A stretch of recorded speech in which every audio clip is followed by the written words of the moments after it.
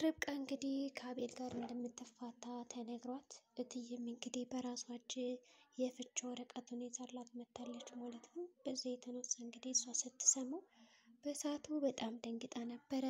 ነገር ግን አቤል እና ልፈታት ነው እንዴ በማለት ያስታውሳል ነበረ እናቱን። ርብቃም ይሄንን ነገር ሰምታ በጣም ተከፍታ ነበር። ይሁን እንጂ አቤል እንግዲህ የመፍታት ፍላጎት የለውም። እንዳየነው ከሆነ አሁን በፊት ማሚ ስትወዳት እና በጣም ስትቀርባት አቤል ደግሞ በጣም እየጠላት እንዲሁም ደግሞ እያንቋሸሻት ነበር የምናየው። አሁን ደግሞ ማሚ ስትጠላት በተቃራኒው እሱ እየቀረባት መጥቷል። እንግዲህ የርብቃና የአቤል ግንኙነት መጨረሻው ምን ሊሆን ይችላል? እነሱ መዋደድ ሲጀምሩ እንግዲህ ያው ጠላት እየበዛባቸው ይገኛል። እንግዲህ ከነዚህ ጠላቶች ለማምለጥ ምን ሊያደርጉ ይችላሉ የሚለውን እንግዲህ አብረን የምናየው ይሆናል ማለት ነው። ምን የሚያደርጉ ይመስላችኋል? የሚለያዩ ይመስላችኋል? የሚፋቱ ወይስ እንዴት ነው ጉዳዩ? እንደኔ ከሆነ እንግዲህ አቤል አሁን በባለፈው ከተፈጠረ በኋላ የእርግዝና ውጤታቸው እንግዲህ ለምን መድኃኒቱን ወሰድሽው በማለት እንግዲህ ተቆጥቷትም ነበረ። ይሁን እንጂ አቤል ልጅ ወይም ደግሞ አርግዣለሁ ስትለው ደስተኛ እንደሚሆን ደስ ብሎት የሚቀበለው ይመስለኛል ልጁን። ግን ደግሞ እሷ ስላልነገረችው እየደበቀችው ነገር ስላለ እንደ አዲስ ምናልባትም ጸባዩ ሊቀየር ይችላል ማለት ነው። ስለዚህ ርብቃ እንዴት ነው የእሷ እጣ ፈንታ ሊሆን የሚችለው? በአማቷ ተወዳ የነበረችው ልጅ አሁን ደግሞ በማታውቀው ሁኔታ አማቷ ገልበጥ ብላ ሌላ አዲስ ሰው ስትሆንባት ምን ልትሆን ትችላለች? በጣም ከባድ ነው የሚሆነው። ይሁንና እንግዲህ አጀሪት ማሚ ተብዬዋ ወደ መኝታ ክፍሏ ራሱ ምግብ ይቅረብላት ስጫት ስትባል ማለት ነው እንግዲህ ያደረገችው ነገር በጣም ከባድ ነበረ። ከፈለገችው ምግብ ራሷ መታ ትብላ ትውሰድ እንጂ ወደ መኝታ ክፍል ምንም አይነት ምግብ እንዳትወስድላት እንዳትሰጫት ተብላለች ማለት ነው። አዚቲም እንግዲህ የማሚ መቀየር በጣም ግራ ግብት እስከሚላት ድረስ ማዘሯ ይሄ እኮ ለርብቃ ነው እውነትሽን ነው እያለች እየደጋገመች ስትጠይቃት ነበረ። እና ደጋግማ ስትጠይቃት ራሱ በጣም እየተኮሳተረች ነበር የምትመልስላት ማሚ ማለት ነው። ርብቃ ከፈለገች ትምጣ ካልፈለገች የራሷ ጉዳይ ስትል ነበረ። እንግዲህ ከቀናቶች በፊት በጣም ደስ ብሏት እየተንከባከበቻት በጣም በቃ ጥሩ ደስ የሚል ህይወት እየኖረች እያለ በቅጽበት ደግሞ እንደዚህ አይነት ነገር ስትሰማ ርብቃ በጣም ልቧ ተሰብሯል። ቢሆንም አሁንም ያው ምናልባት ሳላቅ ያስከፋን ነገር አለ ብላ ስለምታስብ ርብቃ ምንም አላለቻትም፣ አልተቆጣቻትም ሁሉ ማለት ነው። ቀለል አድርጋ ነው ያለፈችው። አቤልም እንግዲህ እስኪ ሁኔታውን አያለው፣ ግን አንቺ እንዴት ነው ማለት መፈታት ትፈልጋለሽ ወይስ አትፈልጊም? በዛ ላይ ደግሞ እንዴት ነው የምታስቢኝ? ሲጀመር እንዴት ነው ያላት እሱ ወደ ቤተሰቦች ወይም ደግሞ እዚህ ቤት የመውጣት ፍላጎት አለሽ ወይ ሲላት፣ አይ እኔ አንተ ሂጂ ካልከኝ እሺ፣ ግን የመውጣት ፍላጎት የለኝም አልሄድም በማለት ነው የመለሰችለት። እንደዚህ ብላ ስትመለስለት ግን እሱ በጣም ተደስቶ ነበረ፣ ደስተኛ ነው። እንዲሁም ደግሞ ፈገግ የሚል ደስታ ነበር ያሳያት። በዚህም ርብቃ ተደስታለች ማለት ነው። እንግዲህ እናቱ ብትጠላትም እሱ ስለሚወዳት ያንን ቤት ለቃ አትሄድም ማለት ነው። በሌላ በኩል እንግዲህ ያ ኢዮብ የተባለ ከጓደኛው ጋር አሁንም ቢሆን እኔ በጣም ብዙ ማስባቸው ነገሮች አሉኝ። ይህ ነገር እንዴት ሊሳካ ይችላል? አንቺ ደግሞ ከዛ ከወንድሜ ጋር ተጣልተሻል፣ ያለውን ነገር አስተካከይ እስኪ በአንድ የምትሆኑበትን መንገድ አመቻች። እኔ ስንት ነገር ያሳስበኛል። አንቺ ግን ዝም ብለሽ ከአንድ ነገር ብቻ ላይ ቁጭ ብለሽ አትሰክሽ እባክሽ፣ የተለያዩ ነገሮችን መንገዶችን ፈልግልኝ ይላታል።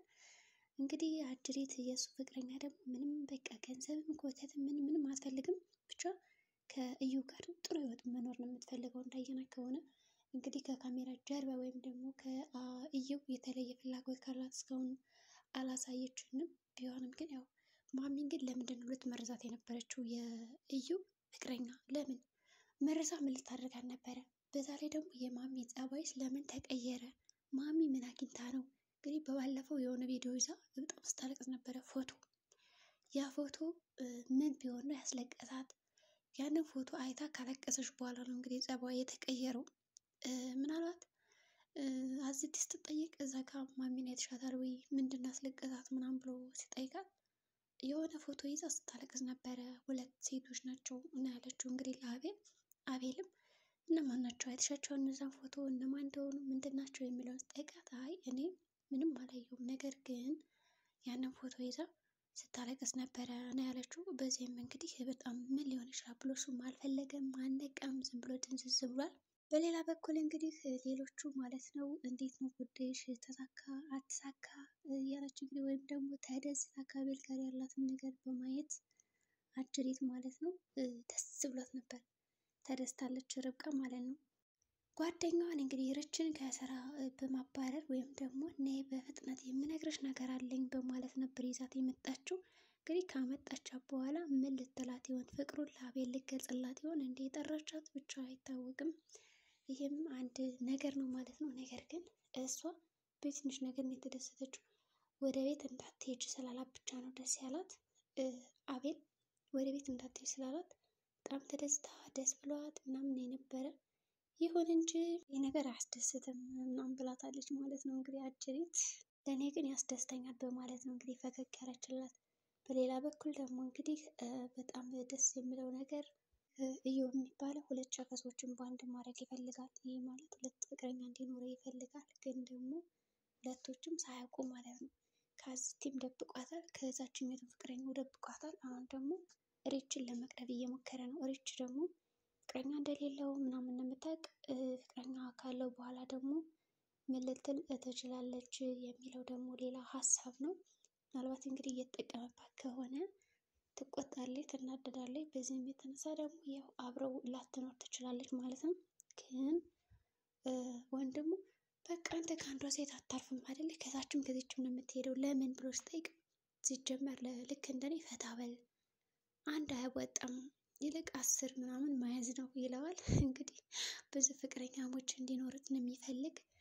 እንዲሁም ደግሞ የሚገርመው ነገር ማለት ነው ሪች እና እዩ ወጥተው ዘና ባሉበት ጊዜ በጣም ብዙ ነገሮችን አሳልፈዋል። ደስ የሚል ነገር ግን ደግሞ ምንድን ነው ያደረገው የሆነ ምግብ በቃ እርቧት ማለት ነው። እርቧት እንግዲህ አንድ ሰው ተርቦ ከዛ በኋላ እርቦኛል እራት መብላት አለብኝ ምናምን ስትለው ምንድን ነው ያለው?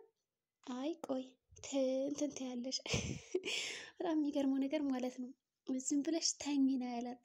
የሚያሳዝነው ነገር እንግዲህ ፍቅረኛ ወይም ደግሞ ጓደኛ ሆና እርባት እኔ ምግብ መብላት እፈልጋለሁ ስለዚህ እራት ሳልበላ አልተኛም ስትለው ምንድን ነው ያለው? አይ ችግር የለም በልተሻል ይላታል። እሷ ምንም የበላችው ነገር የለም የጋበዛትም ነገር የለም። ግን በልተሻል ብሎ ያሰበው ምንድን ነው ይሄ እንትን ወክ ስለሄደች ብቻ በልተሻል፣ ስለዚህ ምንድን ነው አሁንም ልብላ የምትይ በማለት ነበር እንግዲህ በሚያሳዝን ሁኔታ የቀጣት ማለት ነው። እሷም በቃ እርቦኛል በጣም እያለችው አይ ችግር የለም ይመጣልሻል እያላት እንደምንም አድርጋ እንግዲህ አዚቲ ከመጣችም በኋላ ምግብ አለ ብላ ስትጠይቃት አለ ትላታለች። ከዛ ትበላለች ማለት ነው። እንግዲህ ከነ ርብቃ መኝታ ክፍልም ምግብ እንዳይቀርብ ስለተባሉ ሳሎን ነው መጥተው የበሉት። እንግዲህ ሳሎን መጥተው ነው የበሉ ማለት ነው። በመጨረሻም እንግዲህ እዩ ራቴን እንግዲህ ወደ ሐኪም ቤት ይዣለሁ ልሄድ ነው ሲል ለምን ብሎ ሲጠይቀው አቤል እንግዲህ ርብቃ ልጇን ማየት ትፈልጋለች ነው ያለው። እርጉዝ እንደሆነች እንግዲህ አቅም አቤል በዚህ የተነሳ እንግዲህ ደንግጧል ማለት ነው። ርብቃ ራሱ በጣም ነው የተነገጠችው። ምክንያቱም እኔ የደበቅሽ ነገር ካለ ንገሪ ብሏታል። አሁን ደግሞ ከሌላ ሰው ሰማ። ምናልባት እንግዲህ ግንኙነታቸው እንዴት ሊሆን ይችላል የሚለው ደግሞ ሌላ ችግር ሌላ ጦስ ነው። ልጁን ይቀበላል ወይስ ደግሞ አይቀበልም? እንደኔ ግን አቤል ለምን ደበቅሽ ብሎ በጣም የሚናደድባት በጣም የሚከፋው የሚቀየማት ይመስለኛል። በዚህ የተነሳ ደግሞ የፍች ወረቀት ራሱ ሊያቀርብላት ይችላል ማለት ነው። ብቻ እንግዲህ የዛሬው ቪዲዮአችን ይህን ይመስላል። አቤል ልጁን ይቀበላል አይቀበልም የሚለው ሌላ አንድ ታሪክ ነው። በቀጣይ ቪዲዮ እንግዲህ እስከምንገናኝ መልካም ጊዜ